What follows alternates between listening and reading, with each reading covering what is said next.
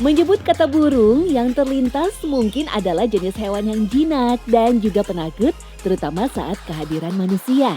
Tetapi beberapa jenis burung ternyata punya kekuatan yang luar biasa, bahkan sanggup mencederai manusia. Lantas, bagaimana jika justru yang sanggup mengendalikan burung pemangsa tersebut adalah sosok perempuan?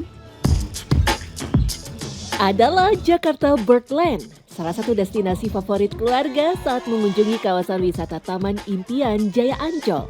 Tak hanya menyentuh langsung aneka burung, anak-anak juga dapat berinteraksi seperti memberi makan sampai menyaksikan unjuk kebolehan burung yang terlihat sangat jinak ini. Namun tahukah Anda di balik tingkah lucu dan menggemaskannya, aneka jenis burung ini sebenarnya adalah satwa liar yang memiliki karakter buas. Bahkan tak sedikit juga yang termasuk jenis pemangsa, seperti burung makau, rongkong, raja wali, sampai burung hantu dan elang laut. Lalu, mengapa satwa-satwa ini bisa menjadi begitu jinak dan patuh? Biasanya kalau untuk pendekatan itu kita rajin buat main di tangan sih, buat hand to hand. Kuncinya itu sabar. Pertama awal masuk sini karena emang suka sama binatang. Dari sejak awal, perempuan pemberani ini memang sudah tahu resiko berhadapan dengan burung liar serta dibekali dengan pelatihan. Tetapi ternyata untuk bisa melatih ratusan ekor burung bukanlah sebuah pekerjaan yang mudah. Kaget sih pasti ada, kayak rasa takut, nervous gitu pasti ada. Tapi kita harus melawan juga kan, kalau misalnya nggak dilawan, kita nggak bisa buktiin. Terlebih untuk jenis burung yang tergolong buas karena harus membutuhkan trik dan pendekatan khusus. Karena jika salah penanganan, bukan tidak mungkin burung-burung peliharaan ini bisa saja berbalik menyerang pawangnya sendiri. Kalau di sini karena kita harus tahu tentang burungnya, jadi kita juga harus kenal dengan burungnya, harus berani pegang burungnya juga. Jadi bukan cuma edukasi ke pengunjung, tapi juga kita melakukan pendekatan kepada burung-burungnya. Lala yang masih berusia 20 tahun, sekaligus menjadi perawat satwa termuda di Jakarta Birdland, mengaku pernah mengalami sebuah insiden dengan burung makau. Burung yang bahkan tak melakukan serangan kepada dirinya, bisa membuat dirinya terluka. Kalau aku kaget sama makau sih, makau kan besar kan, aku ngelihatnya di sini kayak lebih besar daripada burung kakatua. Terus aku juga agak takut sama burung kakatua raja, soalnya dari penampilannya agak serem kayak gitu sih. Mending kayak dicakar-cakar, soalnya kan dia suka nemplok. Kadang tuh nyengkramnya agak kuat, pasti ada baret-baret doang. Terus kalau digigit, kan biasa kayak manggil burung. Biasanya dia nempoknya ke sini nih. Kan biasanya kukunya kadang belum diasah, jadi tuh kadang suka agak tajam. Itu doang sih. Lala menyebut energi yang dikeluarkan oleh sang pawang ternyata bisa dirasakan oleh burung tersebut. Jatuh karena dihinggapi 2 ekor burung sekaligus, elang dan raja wali, Lala merasa burung tersebut berlaku tidak seperti biasanya. Kalau itu sih pas lagi show ya. Ya show kayak misalnya kan aku pertama kali buat ngeliat sama orang-orang gitu. Terus kayak masih nervous. Kadang kalau misalnya bawa burung juga kayak gemeteran gitu.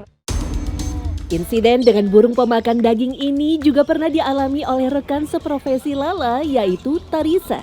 Meski sudah setahun lebih menjadi pawang burung besar, perempuan 23 tahun ini pun tak luput dari serangan elang laut yang biasa dilatihnya.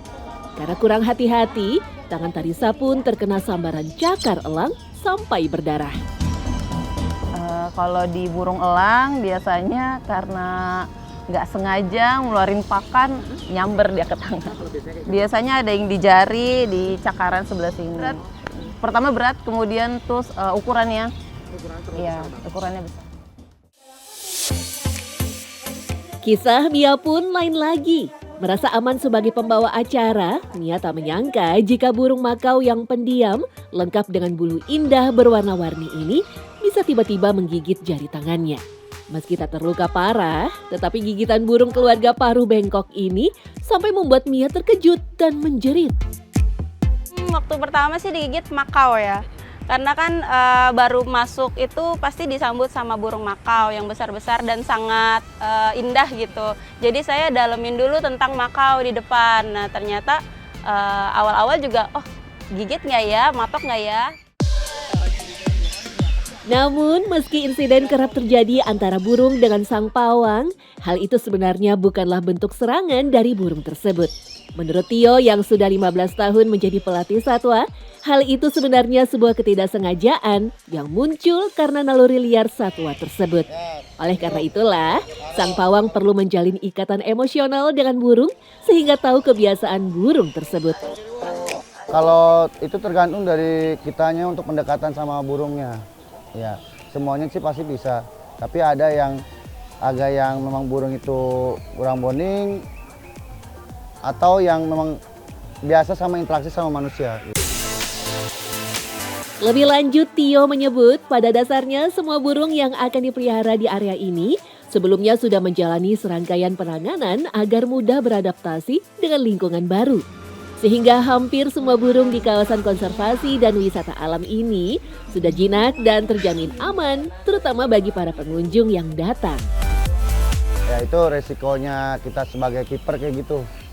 Jadi tetap cara handling itu yang memang cara yang nomor satu, pengalaman kita handling burung itu caranya benar-benar. Jadi jangan sampai mencurigai burung. Ya mungkin namanya kita manusia kadang-kadang hilaf, kadang-kadang salah gitu. Dengan gestur kita yang tiba-tiba mengagetkan mungkin jadi dia protek gitu. Itu sih suatu hal yang wajar, sebagai kiper pasti mengalami seperti itu gitu. Oleh karenanya, seorang pawang satwa nyaris tidak akan pernah berhasil mengendalikan burung jika tidak punya kecintaan dengan satwa tersebut. Karena jika bisa memperlakukan satwa dengan baik, maka binatang pun akan lebih mudah untuk dilatih untuk menuruti perintah sang pawang.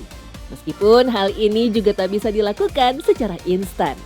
Kuncinya adalah harus telaten, sabar, dan tidak mudah kapok atau takut.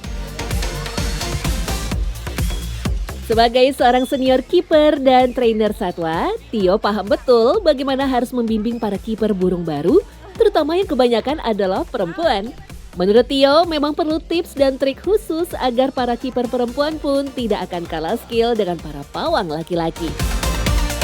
Kalau di sini tidak ada yang membedakan sih. Dari perawatan segala macam tidak ada yang membedakan, mau laki-laki dan juga perempuan. Karena itu suatu modal pendekatannya sama satwa, salah satunya itu. Kita sih mungkin ketika handling burung aja, dasar namanya manusia atau apalagi perempuan. Melihat satwa-satwa yang mungkin burung yang agak besar, ya gitu, mungkin agak sedikit dia takut, tapi kita kasih percayaan aja. Ya intinya kita praktekin, kita sebagai senior, oh caranya handlingnya yang benar seperti ini gitu. Jadi buat dia percaya dan kita coba, ya insya Allah pasti bisa. Di sini, para pengunjung tak hanya bisa melihat pertunjukan dan atraksi berbagai kepintaran burung berukuran besar saja. Kita juga bisa berkeliling area aviari yang membuat menyerupai habitat asli dan dihuni ratusan jenis burung kecil lainnya. Seperti burung parkit, betet, jalak, dan masih banyak lagi. Bahkan pengunjung juga bisa dengan mudah menyentuh langsung burung-burung di sini hingga bisa mengajak bersuah foto bersama. Segala kenyamanan dan keamanan ini tentu berkat jerih payah dan kerja keras para kiper dan trainer yang bekerja dengan totalitas untuk merawat dan melatih satwa-satwa. Sehingga bagi para pawang perempuan di sini, segala kejadian saat menghadapi burung dan satwa lainnya bukan menjadi sebuah penghalang untuk mundur dari profesi unik ini. Justru mereka merasakan sebuah kebanggaan besar bisa menjalani pekerjaan mulia yang tak semua orang bisa melakukannya. Buka mata dunia nggak sih? Kayak misal kita wanita-wanita jadi lebih berani, terus kayak kita tuh lebih kayak dipandang aja gitu. Sebenarnya bangga sih kalau kerja di bagian burung, karena nggak semua perempuan di sini itu bisa megang gitu. Jadi mumpung ada kesempatan, jadi aku pilih jadi bird landing. Sayang juga kan emang. Iya, karena ilmunya itu tinggi. Kalau persepsi mereka seperti itu berarti saya keren. Karena tidak semua wanita mau kerja seperti ini gitu lah, apalagi dengan burung yang bisa saja nyakitin kita gitu.